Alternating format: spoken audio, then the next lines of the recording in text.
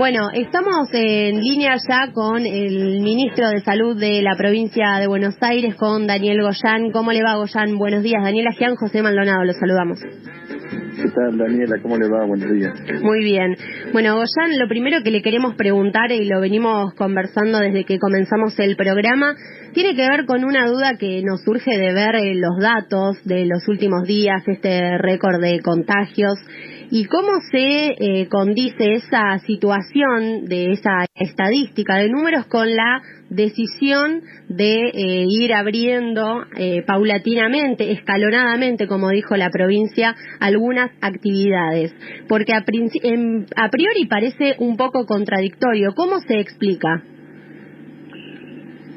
Y se explica primero que esta decisión es una decisión muy cautelosa, que se va a tomar en forma muy escalonada, y que si llegamos a ver que los indicadores que hoy estamos mirando con más atención se llegan a complicar, se tomarán medidas correspondientes, que son obviamente demasiadas.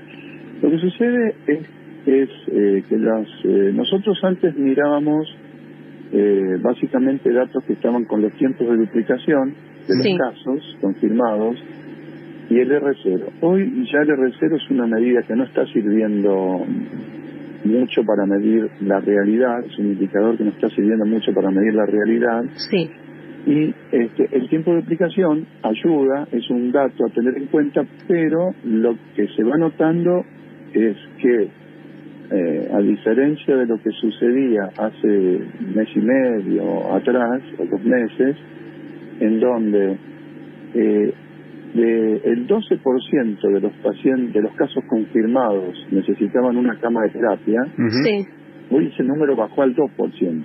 Del 12 al 2.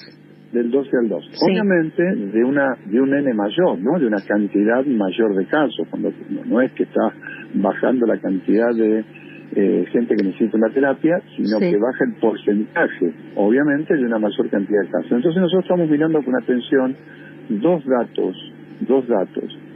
Primero, el porcentaje de ocupación de camas de terapia intensiva, que en estos momentos en el AMBA, que es la zona más crítica, lo tenemos en un 58-59%, si todavía tenemos un 40% de camas disponibles, y el número absoluto de casos que ocupan nuevas camas por día. ¿Por qué esto?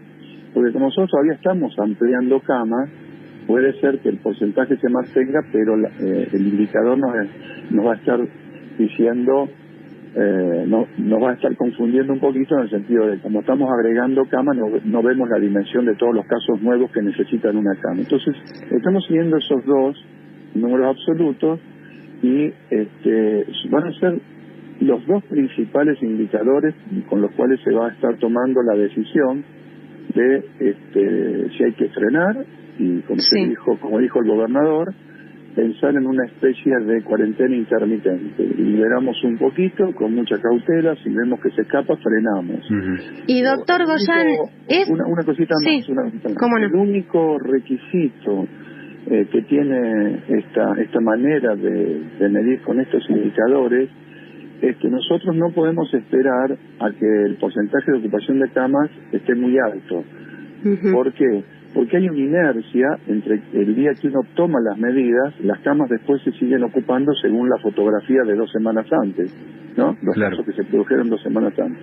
Con lo cual hay que calcular de una forma muy precisa esa velocidad de crecimiento de la necesidad de camas, y con la debida anticipación hacer el freno correspondiente cuando llegue, digamos, por ejemplo, a un porcentaje de un 75%, porque después sabemos que eso va a seguir avanzando. Hoy estamos en un 59%, y es lo que estamos mirando como dato principal, ¿no? Es decir que si llegamos al 75% de camas de terapia intensiva ocupadas, ¿ahí se podría tomar la decisión de volver para atrás?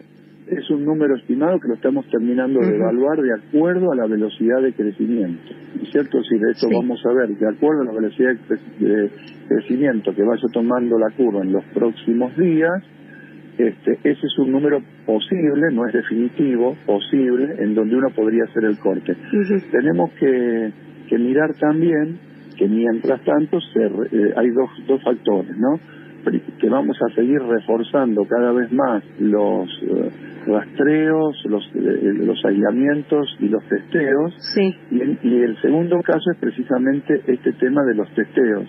Estamos testeando muchísimo más cada día, entonces ese universo de pacientes oligosintomáticos con muy pocos síntomas que antes pasaban desapercibidos, ahora los estamos captando. Ustedes piensen que en este momento, de todas las enfermedades virales respiratorias que se producen en el país, el 97%, según están marcando las últimas investigaciones, es este virus, el COVID. Es decir, prácticamente el virus pandémico, como pasa generalmente, es el que tiene el enorme mayor porcentaje de contagios. Y el de la gripe, otros virus como el adenovirus o el parainfluenza, tienen 1 y 1% respectivamente cada uno. Es decir, prácticamente estamos observando esto con un gran crecimiento de los casos asintomáticos o oligosintomáticos, gente que por ahí tiene un leve síntoma de 1 o 2 días, muchos de los cuales siquiera lo relacionan con un COVID y entonces cursan la enfermedad de esta manera, ¿no? Que es pues un hecho que se ha visto en todo el mundo, obviamente, por un tipo de casi sin enterarse. Casi sin enterarse. Entonces no consultan, no van a... el asintomático no consulta porque no sintió prácticamente nada. Y el oligosintomático, a veces un dolor de garganta de un día, un decaimiento de un día, y al otro día se siente bien y no consulta porque ya se sintió bien. Ahora, el grado de contagio del asintomático, que se habló mucho también, ¿hay alguna otra precisión más firme hoy en día si contagia a la misma cantidad o con la misma intensidad que una persona con síntomas? No hay nada firme con esta enfermedad todavía. Lo que sí es obvio que si uno anda muy sintomático, la cantidad de virus que está expulsando es mayor, y si está con tos, con estornudos, obviamente si no está usando su barbijo adecuadamente, etcétera, obviamente se transforma en un mejor transmisor.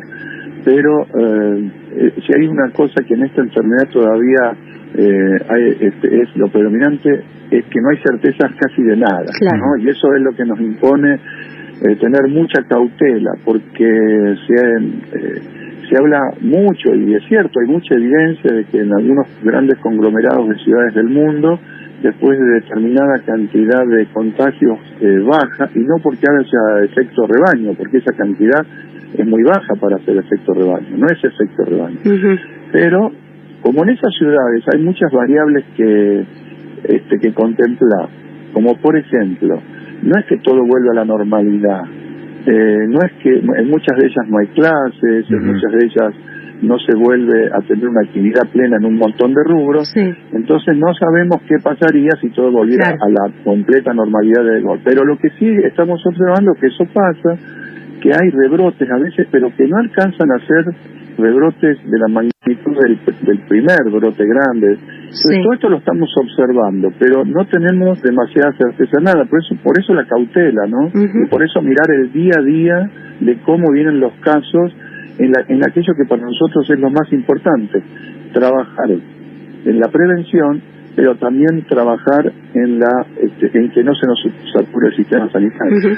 Goyan, José Maldonado, y lo consulto por esto. Ayer hicieron mucho énfasis, tanto usted como el gobernador, en la donación de plasma.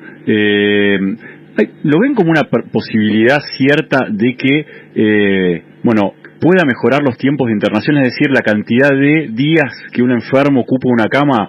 En esto de estar mirando tan con detalle el porcentaje de ocupación y cómo evoluciona la ocupación, también me imagino que es una variable importante. ¿Cuántos días permanece internado y tarda en recuperarse en ese proceso un enfermo de COVID, no? Sí, definitivamente sí, con la aclaración de que no es una alternativa terapéutica masiva, que uno la pueda masificar, ¿no? Porque tenemos la restricción, no solamente de los donantes, estamos teniendo buena donación, pero no hay manera de producir miles y miles de dosis de plasma para tratamientos por semana. Tenemos un objetivo de llevarlo, de duplicarlo, llevarlo a 200 por semana, y lo que estamos observando es que muchos pacientes, una cantidad muy importante, que empieza con alguna dificultad respiratoria, a desaturar, decimos nosotros, porque baja la concentración de oxígeno en sangre, más otros síntomas, pero en ese momento, con el plasma, mejoran muchísimo y no entran a la terapia. Ahí ya tenemos una descompresión un poco. Después tenemos gente que está en la terapia sin asistencia respiratoria mecánica, que sale antes de la terapia, hasta tantos días. Y también gente incluso que está con asistencia respiratoria mecánica, pero no los que ya tienen falla multiorgánica. Con eso no ha dado resultado el plasma, los que ya están muy avanzados y con fallas de varios órganos. Pero en aquellos que recién están entrando, que recién entró en asistencia respiratoria mecánica, el primer estudio consolidado, comparado gente que tuvo plasma con gente que no tuvo plasma, tratamientos con plasma y sin plasma, nos da que la tasa de mortalidad en las personas que tuvieron plasma fue 3 veces menor a los que no tuvieron. Claro, entonces, es un gran cambio. Es un número muy significativo. Eso nos alienta a seguir, a pedir que se siga donando. Estamos incorporando 3 máquinas más de plasmaféresis para aumentar al doble la capacidad de donación.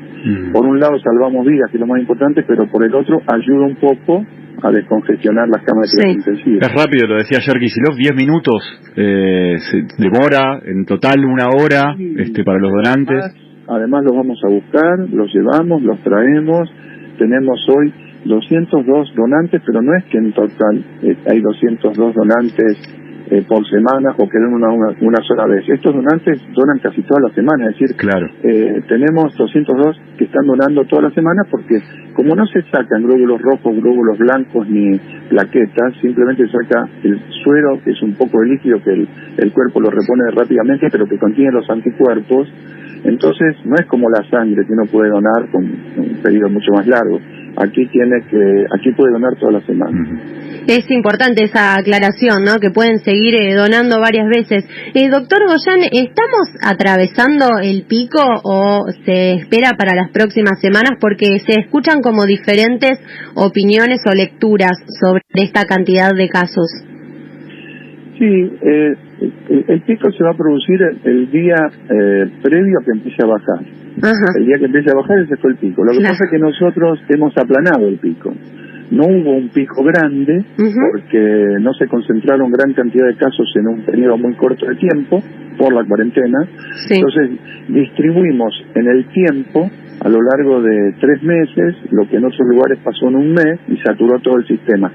La mayor cantidad de mortalidad que se produjo en esos países por enfermedades respiratorias, en este caso el COVID, fue porque se saturó el sistema de salud. Porque hay que decir una cosa. En la Argentina mueren unas 30.000 personas por año por enfermedades respiratorias agudas. ¿No? 30.000. Este año la mortalidad es muy inferior a todos los años, aún en un periodo de pandémico con el COVID. Eso es por la cuarentena. Eso fue más cuidado, claro. Ahora, uno no podría todos los años tener una cuarentena de 4 meses para evitar esta mortalidad, porque los costos de la cuarentena, no en términos económicos, en términos de salud también son muy altos, ¿no? Entonces, uno hace cuarentenas en momentos de un virus nuevo, pandémico, que ataca al mundo. Cuando logremos controlar la evolución de este virus, que tengamos una vacuna, por ejemplo, que aunque sea 40% efectiva o 50%, ya se gestiona, la mitad de la gente se va a enfermar, entonces nosotros vamos a poder gestionar las camas de terapia intensiva sin que se saturen de otra manera. Eso, más alguna medicación nueva que vaya apareciendo, más el plasma, etcétera, etcétera, nos cambia el perfil de gestión. Ya no sufrimos una abrupta saturación del sistema, y entonces podríamos volver en ese momento, cuando se dé esa situación, a decir, bueno, es una normalidad. Lo asumimos como se asumió después el de H1N1, lo asumimos como se asumieron distintos virus que están latentes, dan vuelta en el mundo, pero que ya no son nuevos, porque hay que decir otra cosa también, un minutito para sí, cómo no. esto. Los títulos de anticuerpos bajan con los meses en esta enfermedad. Ya estamos viendo que el tercer, cuarto mes van bajando mucho la cantidad de anticuerpos que cada uno que estuvo enfermo tuvo.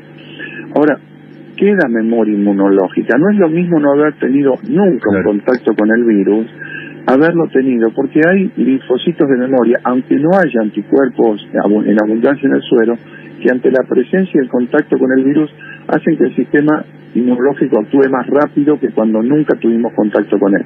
No es lo mismo tener contacto con un virus nuevo a tener contacto con un virus conocido por el cuerpo, aunque hayan bajado los títulos de anticuerpos. Pero esto no quiere decir que no pueda haber nuevos focos, que es lo que se está viendo, nuevos brotes, digamos, rebrotes. Brotes puede haber rebrotes, lo estamos viendo, por ejemplo, en Barcelona, en general, se van viendo en algunas zonas donde había habido poca cantidad, fundamentalmente en el Gran Barcelona, en lo que es el área metropolitana, no de la ciudad en sí misma, sino el Gran Barcelona, diríamos, como acá decimos, Gran Buenos Aires, y dentro de Cataluña, más hacia adentro de la provincia de Cataluña, es donde aparecen estos rebrotes. Por ahora no alcanzan ni por lejos la magnitud del primero, pero hay que ser cuidadosos. Lo mismo en Nueva York.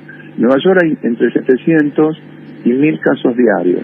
Ahora, llegó a haber 12.000. No, y en un momento en donde muchos transportaron la enfermedad a las zonas turísticas como Miami y explotó la cantidad de contagios en Miami, muchos después, habitantes de Miami, vuelven a Nueva York, pero no producen una nueva explosión de casos, no se entiende bien por qué todavía, ni estamos seguros de que vaya a ser así durante mucho tiempo, pero eso por ahora sí se está observando. Goyan, lo cambio de tema, le quiero hacer una consulta por un conflicto que esta semana, tuvo la atención de muchos, en la ciudad de La Plata con especial incidencia, porque justamente era un conflicto que se instaló entre el IOMA y la agremiación médica platense, que mantuvo durante algunas horas interrumpido el servicio de los médicos para los afiliados de IOMA, y que finalmente ayer llegó a un principio de acuerdo por el cual los médicos afiliados a la agremiación médica platense van a seguir prestando el servicio mientras se discute un nuevo convenio. Quiero en principio saber su mirada de lo que ocurrió ayer en ese principio de acuerdo. Sí, ha habido un acuerdo, creo que por 60 días, para hacer una nueva instancia de negociación.